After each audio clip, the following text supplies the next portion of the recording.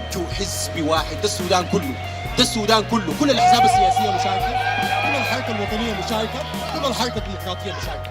مطالبنا واضحة جدا يا إخوان، مطالبنا واضحة جدا. رحيل البشير، رحيل البشير، وأي متعاون مع البشير يجب أن يوقف التعاون معه، سواء كان الحكومة الألمانية، سواء كان السفارة السودانية، سواء كان أي تعامل خارج السودان مع الحكومة السودانية يجب أن يتوقف تماما. أي زول بيدعم البشير وبيدعم ميليشيات البشير، سواء كان في الحرب على الهجرة أو الحرب على السودانيين، يجب صوتنا كسودانيين المفروض يكون واحد وموحد، ما في أي خطاب غير شعارات كده.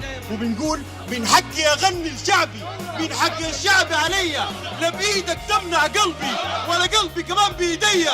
علمني أغني الدين، المخرطة والطورية، الناس الصابرة سنين على الحالة الما دغرية.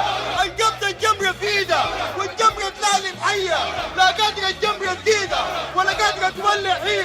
يا قلبي بلاش تستعجل، يا قلبي شوية شوية، واصلين الماء بتأجل، لليوم الشمس قوية. يا صقري عافية ريح، ما تنبش عشكم ريح، من حقه يغني صريح، حرية ويا حرية، من حقه يغني العالم. إنسان شعوب تستعلم، تستعلم بحنية على نغمة. So Ahmed, it's like 27th of December today, and we are in front of the Sudan's embassy. Could you tell me a bit about like the demonstration, the rally, and then like about the situation happening in Sudan? So the call of demonstration in Berlin is based on the demonstration also in Sudan. It started for the last 7 days. Okay. It started in the city, it's called Atbara, where people went out to the street demanding better economical situation, and then the situation escalated with the brutality of the police demanding to bring down the regime. And it went in all over the cities through Facebook, internet, and all of the communication. The government shut down the communication, shut down the internet, which has led to more massive movement in the streets. 2 days ago, Khartoum was also uprising, which is the capital city, and according to it, like people here in Berlin, they organized a support to the movement in Khartoum, to make solidarity with all of the refugees and immigrants all over Germany, coming from Hanover, from Hamburg, to stand with Sudanese and to show their voice. Basically, most of the people who are living now in Germany, they're all, most of them, the majority of them, they are also escaping the persecution of this government, the dictatorship brutality for the last 30 years. You see here different generations of Sudanese who came after 2003 in the war of Darfur and the genocide, and you see also a generation who are here since the 90s, which is basically civil rights activists, communists and leftists, and all of the social justice movement has started against this government since 30 years. So now we call for demonstrations, and I saw people here in Berlin first time I see them. So that shows that there's people from different political backgrounds and people from different causes that are coming here standing, asking for one demand is to bring down the regime, for the embassy to stop collaborating with the government of Sudan and denounce the government of Sudan, and for the ambassador to resign. That's what's the basic demand now from the people here, in addition to connect together and network to support people in the ground in Sudan.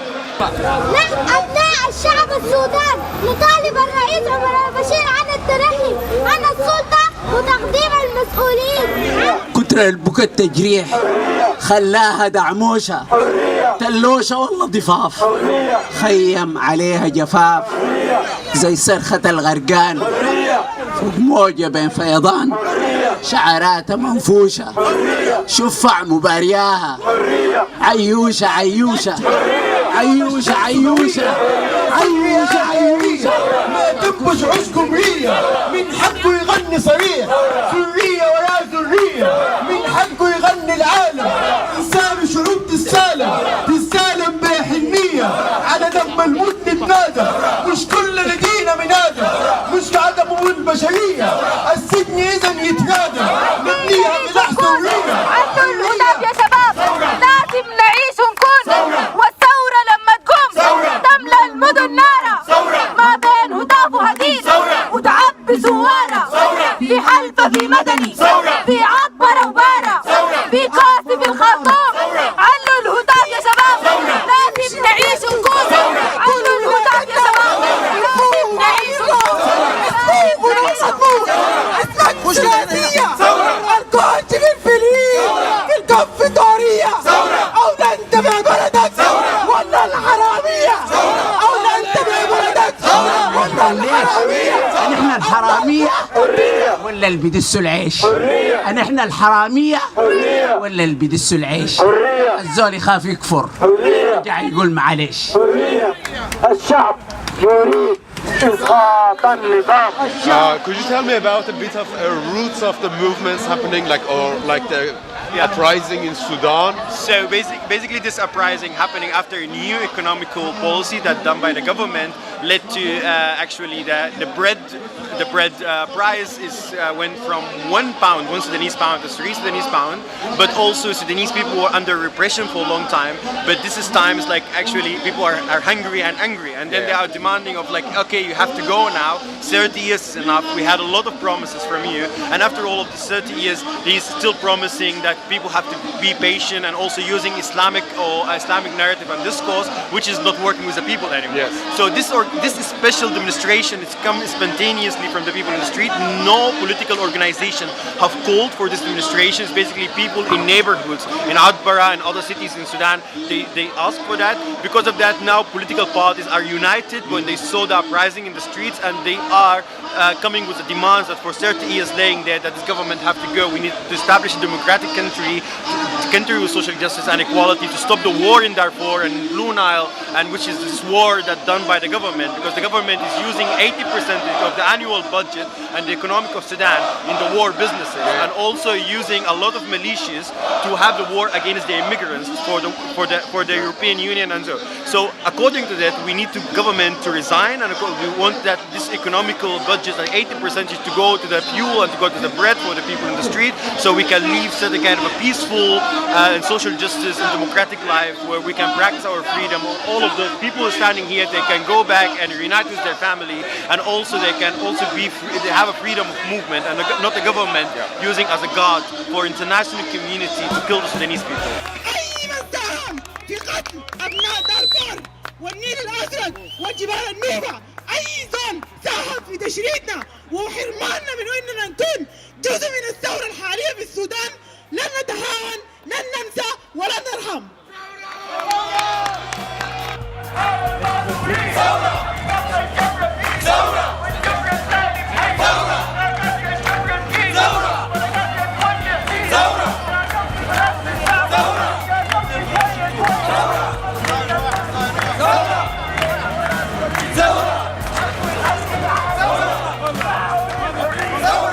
Yeah, it's really interesting for me because tomorrow is going to be a year after like Iran's uprising in December and August, and it's really interesting to see the similarities between the movement and how people like out of bread, out of everything, and no bread, and they are angry, and at the same time they are demanding for social justice and democratic way to like organizing themselves and like having a government by their own.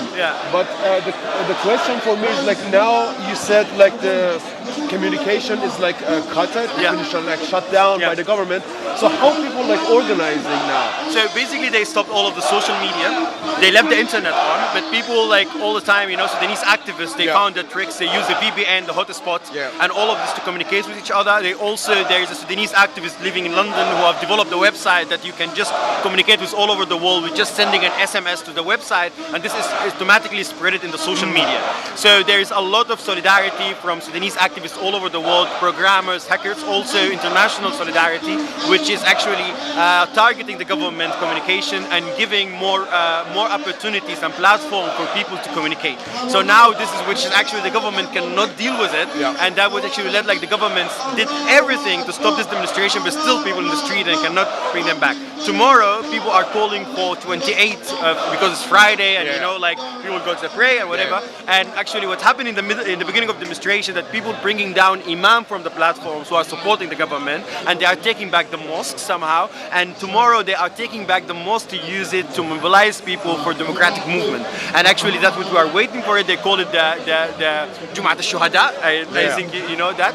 And actually about like the similarity somehow, the government have a really strong coalition with Iran, and with the Iran regime they used historically since the 90s the same methodology for repressing people. They even using like from the security, from Iranian security, some officers to train them how to torture people and how to investigate them. So basically because they wanted to establish this model of a country of Islam or Sharia Islamiyah. But this now coming to a very a very different situation because the government, they don't have even the budget and they have even the forces. They just control Khartoum, and this is a very, very small city.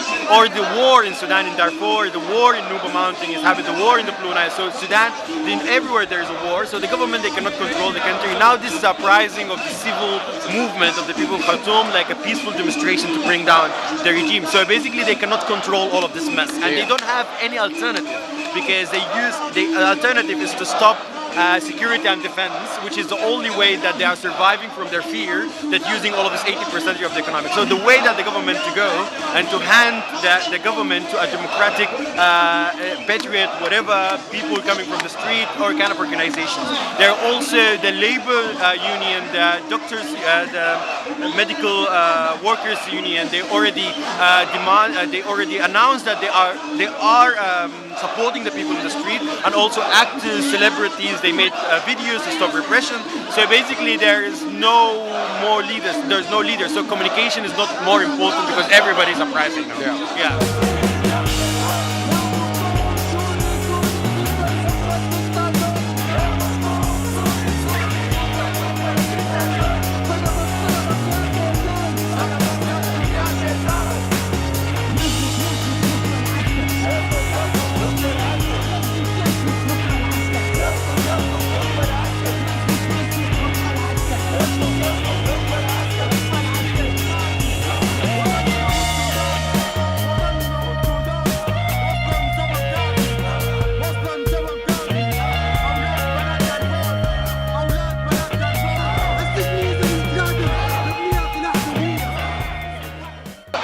In how many cities is it like happening at the moment?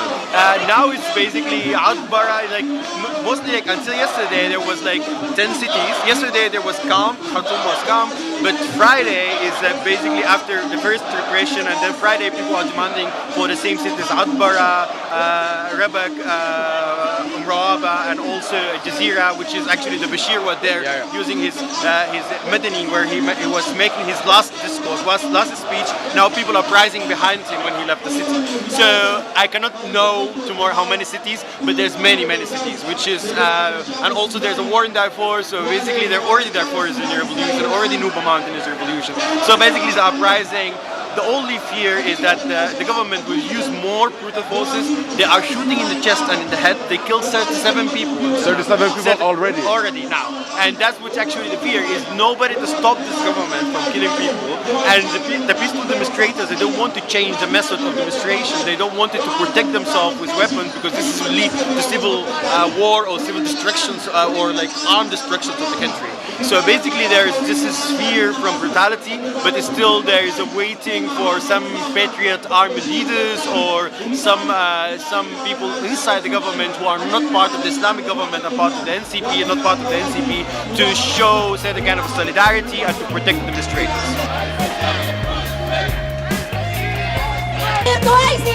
البشير كويسين سقطت يا كيزان سقطت يا كيزان سقطت يا كيزان